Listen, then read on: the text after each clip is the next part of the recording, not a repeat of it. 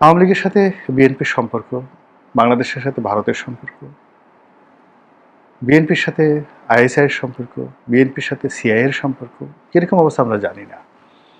কিন্তু বাংলাদেশকে কেন্দ্র করে আন্তর্জাতিক মহল যেভাবে তৎপরতা দেখাচ্ছে, যেভাবে রাজনৈতিক দলগুলো গুটির চাল চালছে, যেভাবে সরকারের ভিতরের যারা লোকজন আছে তারা যে অনেকে সরকার শত্রুদের কাছে বিক্রি হয়ে যায়নি, তারা যে গুপ্ত এজেন্ট রূপে সরকারের মধ্যে একেবারে সরকারের ঘনিষ্ঠজন হয়ে কাছাকাছি বসে সরকারের 12টা বাজাচ্ছে না, এটা কিন্তু বলা যাচ্ছে না। এবং এই ধরনের ক্রাইসিস যখন ঘটে তখন সকল সমস্যা প্রাসাদ থেকে শুরু হয়।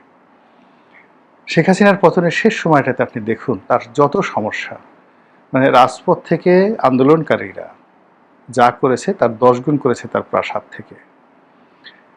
বিএনপি জামাত যা কিছু করেছে আর 100 গুণ করেছে তিনি যাদেরকে সেনাবাহিনীতে পুলিশে নিয়োগ দিয়েছিলেন তাদের নির্বুদ্ধিতার কারণে, তাদের বাড়াবাড়ির কারণে এবং তাদের যাকে বলা হয় অসংযত আচরণের কারণে।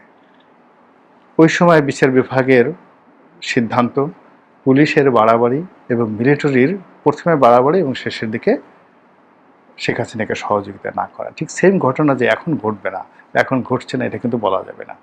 ফলে এই সরকারকে অন্তত 2টি বছর যদি তারা থাকে চমৎকারভাবে পুরো পরিস্থিতি রাষ্ট্রনায়কভাবে রাষ্ট্রনায়কের মতো সামাল দিতে হবে। আর যদি দেখে যে পারছি না, সঙ্গে সঙ্গে পদত্যাগ করতে হবে। বাবারে আমি পারলাম না, তোমরা তোমাদের মতো করে দেখো। যারা কথাবার্তা বলছে জাতীয় সরকার করে ওঠো, সামরিক শাসন দাও, যা ইচ্ছা তাই করো, আওয়ামী লীগের আনো, আমরা বাবা এটা পারবো না। কিন্তু এর বাইরে যদি না আমাকে এটা ধরেই রাখতে হবে, তাহলে একটা জ্বলন্ত অগ্নিপিণ্ড বা লৌহ গোলক, এটাকে যদি আপনি ধরে রাখতে চান, স্বর্ণগোলক সোনার তৈরি কিন্তু আগুনে উত্তপ্ত, আপনি হাতে নিয়ে করতে চান, আপনি মারা যাবেন। রাষ্ট্র পরিচালনা এই যে যা কিছু বললাম তার চাইতে যে কোনো সময়ের চাইতে অনেক কঠিন।